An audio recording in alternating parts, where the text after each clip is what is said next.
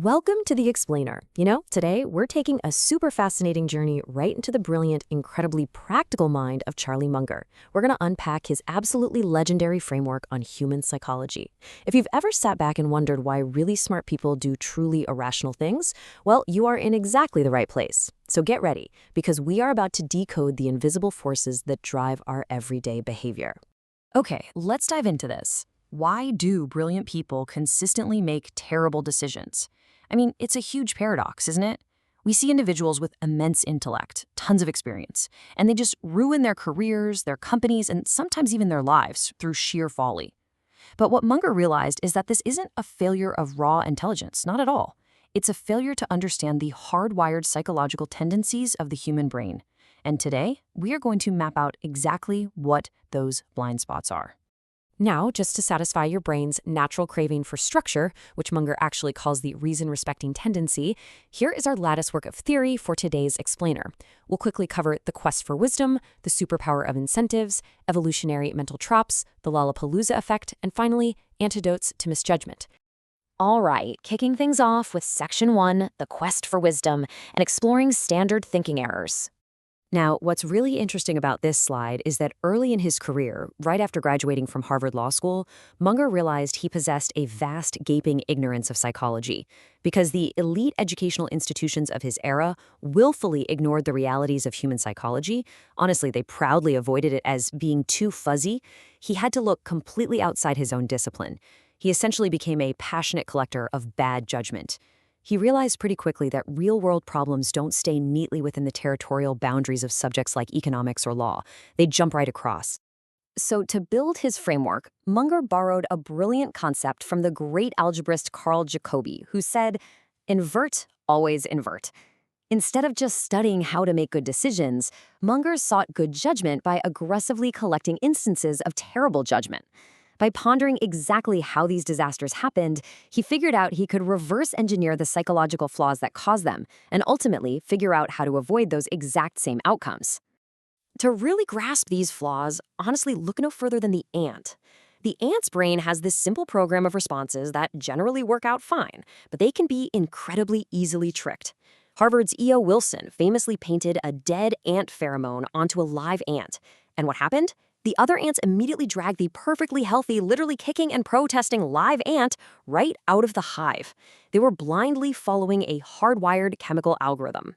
And Munger points out that the human brain operates in a very similar, totally counterproductive way due to its own unavoidable, hardwired mental shortcuts.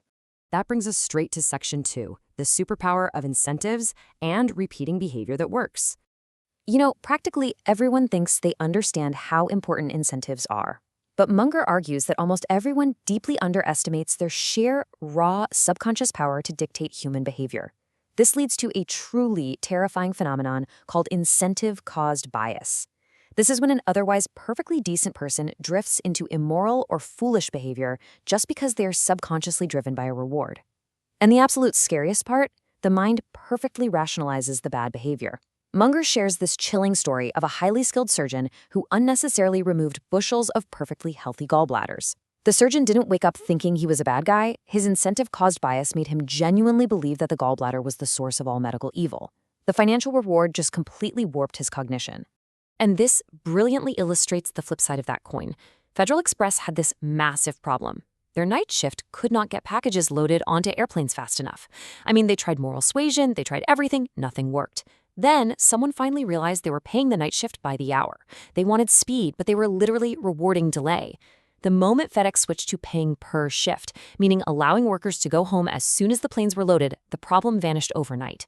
That is the magical fix of simply getting the incentives right. Moving right along to Section 3, evolutionary mental traps, and navigating our blind spots. Let's take a curated look at a few of these deeply ingrained evolutionary habits that kept our ancient ancestors alive, but drastically misfire in complex modern situations. First up is the contrast misreaction tendency. Our nervous system doesn't naturally measure in absolute scientific units. It relies on contrast. Think of putting one hand in hot water, one in cold, and then putting both into room temperature water. The hand from the hot water suddenly feels cold, and the hand from the cold water feels hot. But it's the exact same water. Our cognition totally mimics this sensory perception, making our brains incredibly easy to fool through relative framing. And you actually see this weaponized in sales all the time. Imagine buying an overpriced $1,000 leather dashboard upgrade. Now, on a normal Tuesday, spending $1,000 on a piece of leather sounds completely insane. But when it's pitched alongside a $65,000 new car purchase, your brain naturally compares the two numbers. Suddenly, that $1,000 feels like a tiny, insignificant drop in the bucket. Real estate brokers and car salesmen use this contrast misreaction to walk us in very small, very expensive steps right into financial disaster. Then, oh man, we have the immense subconscious power of the reciprocity tendency. Psychology professor Robert Cialdini proved this with a famous zoo experiment. When his team asked random people on a campus to chaperone juvenile delinquents on a zoo trip, only 1 in 6 agreed. But when they first asked people to commit to 2 years of weekly volunteer work, which is a ridiculous request that was universally rejected, and then conceded by asking for just the one-day zoo trip, the compliance rate skyrocketed to 1 in 2. That is a massive tripling of success. Just by making a small concession, the target's subconscious need to reciprocate that concession kicked right in, totally tricking them into agreeing. So the crucial point is that we are wired for reaction, but our reactions are absolutely not balanced. Enter the deprival superreaction tendency. Basically, the quantity of pleasure we get from a $10 gain does not even come close to matching the sheer displeasure of a $10 loss.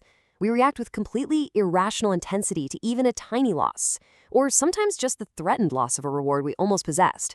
This is the exact same tendency that causes incredibly destructive bureaucratic infighting in corporations. And frankly, it's exactly what slot machines exploit with those near misses to create vicious gambling addictions. Munger uses this incredibly vivid metaphor to make this abstract concept instantly tangible. He had an incredibly friendly, good-natured family dog. Seriously, there was only one way to get bitten by this sweet animal.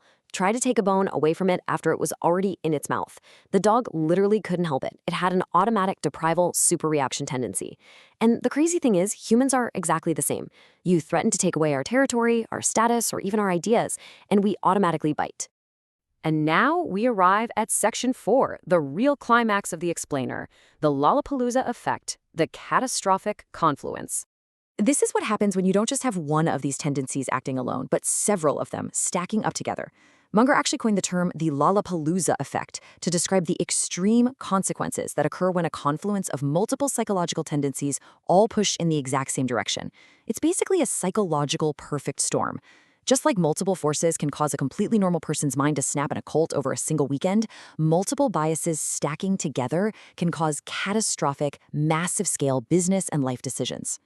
Let's move to a real-world example and see how this builds, using the tragic McDonnell Douglas airliner disaster. So they needed to pass a government evacuation test to sell a new plane. First, you have incentives aggressively pushing them to act fast. Second, the government demanded a hyper-realistic test using elderly passengers, triggering authority misinfluence. They basically blindly followed orders to do something obviously dangerous. And third, as they stood in a dark hangar with elderly people 20 feet in the air above a concrete floor, nobody spoke up. Why? Because of social proof and inconsistency avoidance. The result? Multiple severe injuries and a permanent paralysis. It was a complete Lollapalooza of bad judgment. Finally, to wrap things up, Section 5, Antidotes to Misjudgment and Building a Mental Checklist. Now, hey, don't despair. We obviously can't erase millions of years of evolutionary wiring, but we can absolutely use practical tools to counteract it. Here is your actionable toolkit. Number 1, use routine checklists before big decisions so you don't miss obvious blind spots. 2, always demand the why. Carl Brong, who was this brilliant engineering CEO, would literally fire people if they issued a directive without explaining the why. He understood the reason-respecting tendency. People comply and understand so much better when they are just given reasons. 3, act like Charles Darwin and force yourself to intensely consider counterarguments to your own favorite ideas to beat confirmation bias. And finally, use Granny's rule on yourself. Force yourself to do your unpleasant, necessary tasks before you reward yourself with the pleasant ones. So as we wrap up this explainer, I want to leave you with this final provocative thought. Are you going to continue simply wearing the invisible chains of habit, getting easily tricked by the contrast of a dashboard or the pheromone of a dead ant? Or are you ready to take Munger's toolkit, build your own latticework of theory, and finally break those chains? The choice and your future judgment is entirely up to you. Keep learning, keep inverting, and thank you so much for exploring with me today.